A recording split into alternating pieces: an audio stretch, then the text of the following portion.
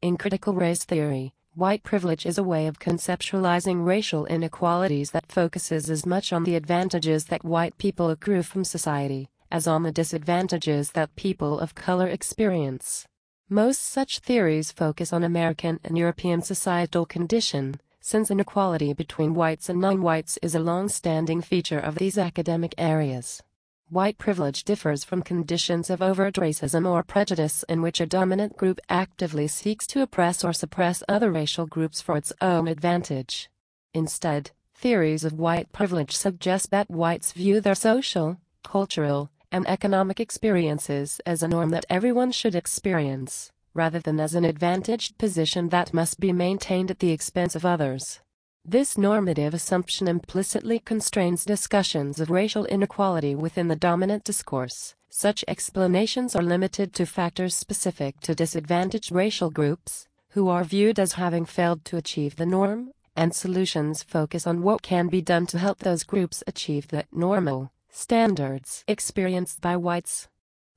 In essence, theories of white privilege assert that discourses on racial inequality do not truly discuss differences between white and non-white social status, but only discuss the failure of non-white groups to achieve normal social status, effectively turning race into an issue that does not involve whites. In this sense, it is similar to confirmation biases and the fundamental attribution error in social psychology. The general claim of theories of white privilege is that racial inequity cannot be resolved solely by looking at the life conditions of disadvantaged groups. They suggest that solutions to problems of racial inequality can only be achieved by explicitly discussing the implicit advantages that whites as a group hold in society. Scholars within the legal studies field of critical race theory, such as Cheryl Harris and George Lipsitz, have argued that whiteness has historically been treated more as a form of property than as a racial characteristic, in other words, as an object which is intrinsic value that must be protected by social and legal institutions. Laws concerning race, from apartheid and Jim Crow constructions that legally separate different races to social prejudices against interracial relationships or mixed communities, serve the purpose of retaining certain advantages and privileges for whites. Because of this, academic and societal ideas about race have tended to focus solely on the disadvantages suffered by racial minorities, overlooking the advantageous effects that accrue to whites. Within an educational context, Dan J. Pence and J. Arthur Fields observe resistance to the idea that white privilege of this type exists, and suggest this resistance stems from a tendency to see inequality as a Black or Latino issue. One report noted that white students often react to in-class discussions about white privilege with a continuum of behaviors, ranging from outright hostility to a wall of silence. A pair of studies on a broader population found that framing racial issues in terms of white privilege, as opposed to non-white disadvantages, can produce a greater degree of racially biased responses from whites who have higher levels of racial identification. Branscombe et al.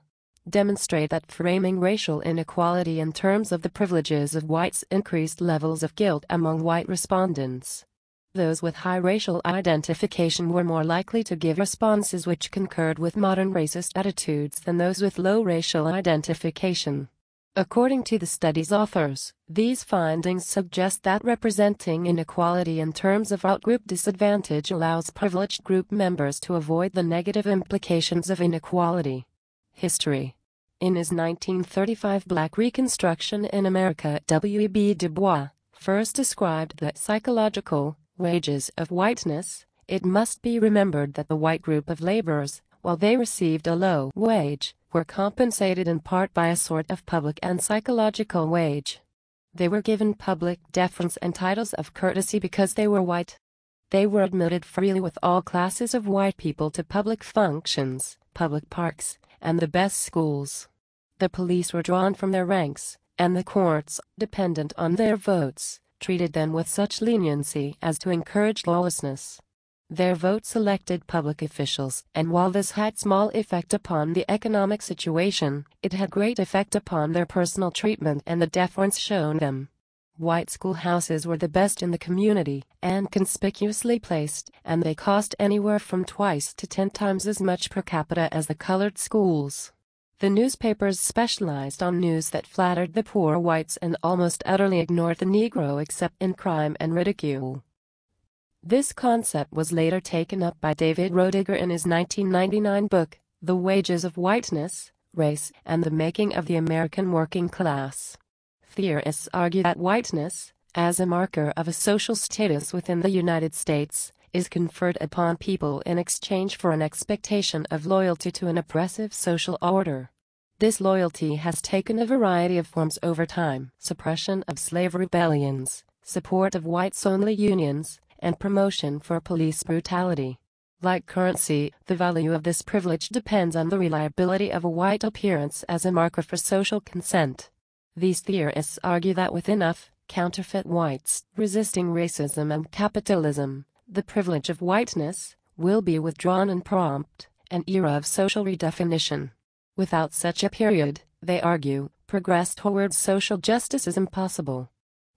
The theory of white privilege in America may be seen as having its roots in a system of legalized discrimination that existed for much of American history. In her book Privilege Revealed: How Invisible Preference Undermines America, Stephanie M. Wildman writes that many Americans who advocate a merit-based, race-free worldview do not acknowledge the systems of privilege which have benefited them.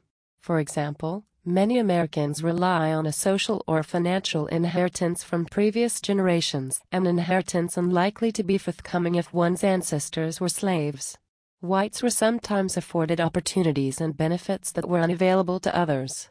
In the middle of the 20th century, the government subsidized white home ownership through the Federal Housing Administration, but not home ownership of other minorities. Some social scientists also suggest that the historical processes of suburbanization and decentralization are instances of white privilege that have contributed to contemporary patterns of environmental racism.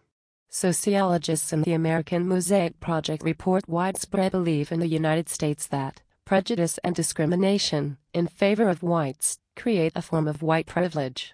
According to their 2003 poll, this view was affirmed by 59% of white respondents, 83% of blacks, and 84% of Hispanics.